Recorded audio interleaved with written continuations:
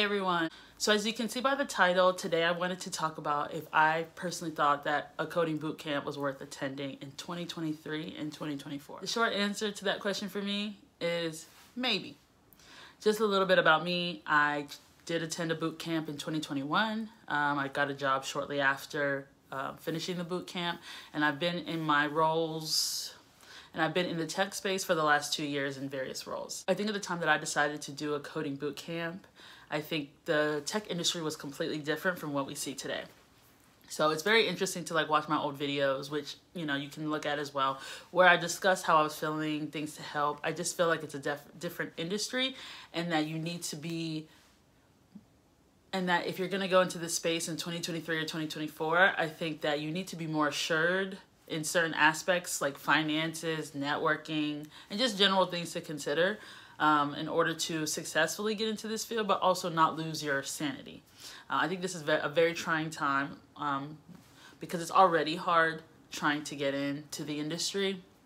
But now that there's been tech layoffs happening and continuously happening, and especially to roles that were considered safe, like software engineering, for example, I think that you need to be more assured that this is what you really want to do. So if you're going to go the bootcamp route, highly, highly, highly, highly recommend reading the reviews of the bootcamp you're trying to attend. For instance, do they place you in jobs afterwards? Is it free to attend, or is it a very low cost or a manageable cost for your household? Will you possibly be able to work?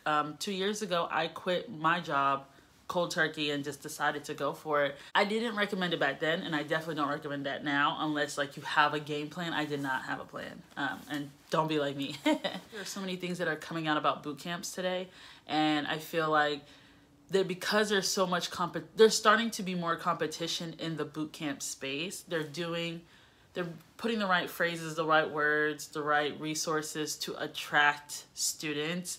But is the value actually there for the students? I'm not sure. I speak for myself. I was in a small cohort. I was the first one to get a job. But I don't personally, as much as I liked General Assembly, which is where I attended, I think they could have done more to support the students while we were there. I really had to, I was so stuck on getting a job. That was my ultimate goal. Nobody was going to stop me. I didn't feel the most supported after finishing the boot camp. So I felt empowered to be able to get a job and do the work, but the actual getting the job part was definitely interesting. So taking all those things into consideration, I think you need to financially make this decision. I have other videos on my channel where I talk about how if I know what I know now, I would not have signed an ISA, and I would have considered going back to school over the boot camp. Yes, the boot camp's great, 3, 6, whatever months, and you have it. But I don't think, and I've said this before, I don't think people are honestly being as honest about how much a degree carries weight. Now, is it the end all be all? No. Will you still find roles without a degree? Yes. But I think if you're sitting here and making this decision about potentially going to a coding boot camp, I would not remove technical schools, or I've heard about I think it's called WGU, Western Governors University. This is not an ad. This is not sponsored. Okay, so don't come back to this and be like, oh, Denise told me. No, I'm just giving you access. I'm just telling you about things I've heard of. It's your job to do your research. But had I known what I know now, I would have looked into a technical school where I could get an associate's degree, or if I want to get a traditional degree, I would have looked more into those, just because they do hold a little bit of weight, and that's just the hard truth that unfortunately most people don't want to believe or accept. But obviously, you can still go to a boot camp and transition. I wanted the fastest way possible. That wasn't the smartest financial decision for me at the time that I chose, where I quit my job, was only focused on that. That wasn't the best financial decision. And at the time, sure, you're not making much money, or any money in my case, and you hear an ISA and you just have to pay back percentage of your income. Well, if you make 6 figures, that's over $1,000 a month.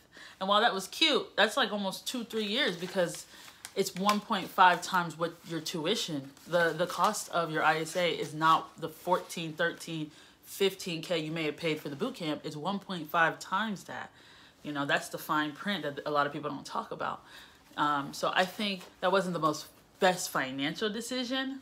It was the best decision for me. I won't say, I guess academically, it was the best decision, but financially, it was not the best decision. So I think those are things to consider if you're considering going to a boot camp.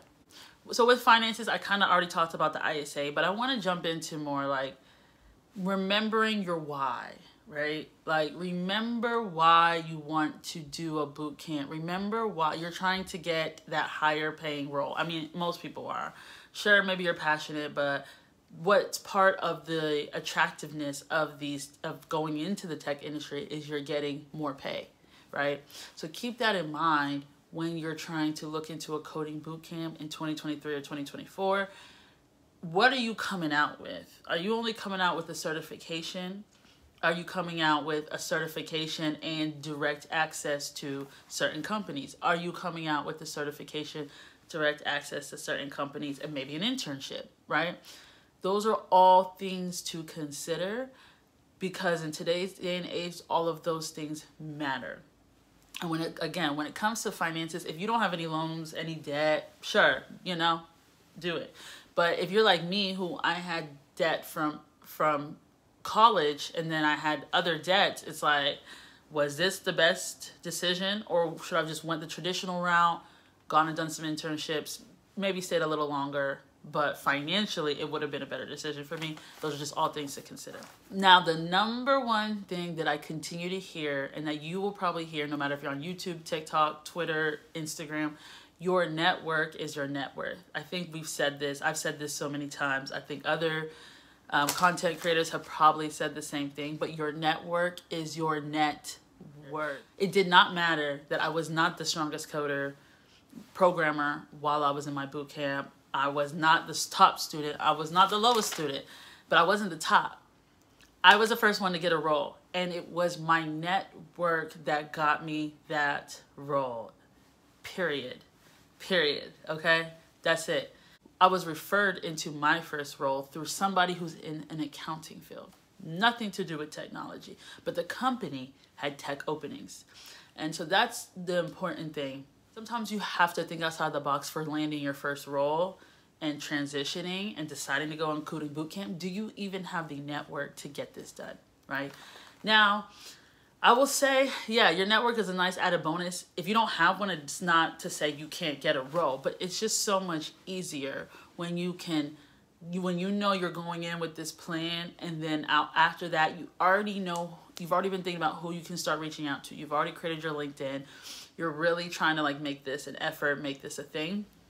I think it's much easier. I'm just gonna be honest. You know, I'm on LinkedIn. A lot of you guys have found me on LinkedIn and added me on LinkedIn. And when I get on LinkedIn, all I see is, I'm looking for this job. I'm looking for this job. I'm looking for this job. I just, you know, sure, great. But I don't know you. And most people that don't know you are gonna like it. Maybe send a condolence or, oh, hey, go look at this. But you need to be making more meaningful connections with people. I understand that LinkedIn is a powerful tool, and it is, but you have better connections probably around you.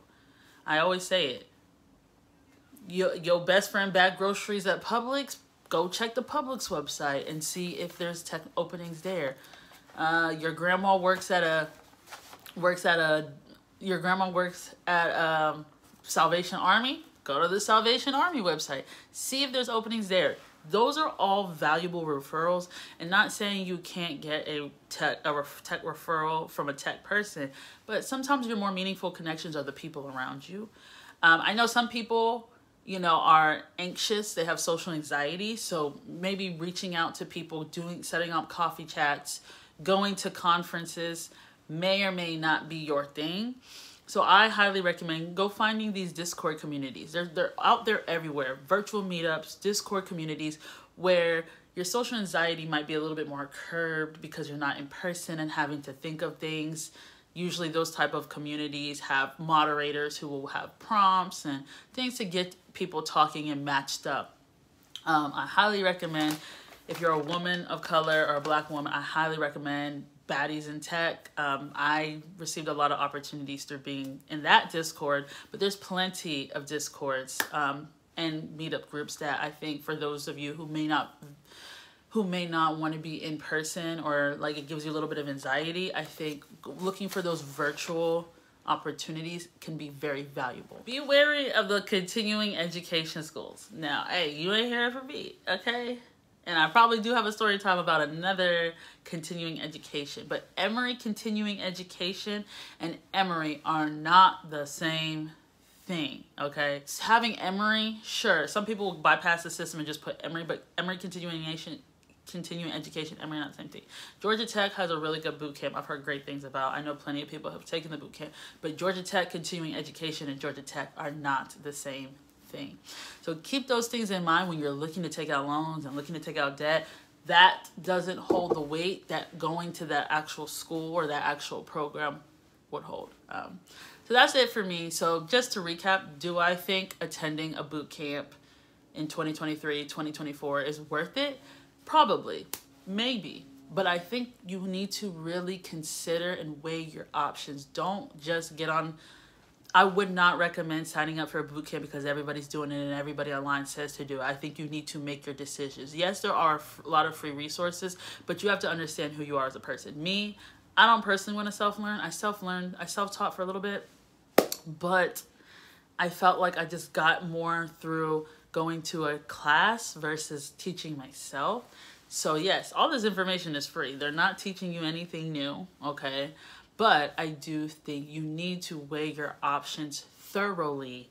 Check out your resources, especially if you live in Atlanta. There's a lot of opportunities for upskilling the Atlanta community, and they're offering boot camps. A lot of companies are sponsoring boot camps for free. So 100% would recommend looking into it in that sense and seeing if you could hold off for one of those boot camps, or looking more into the resources around you or that your city might provide for you to be able to upskill yourself. So that's it for me. I hope this video was informative. If you have anything you want me to discuss, feel free to leave it in the comments below. If you have a video idea or boot camp you want me to review, more than happy to do that. But I hope this video was very insightful. And as always, have a good one.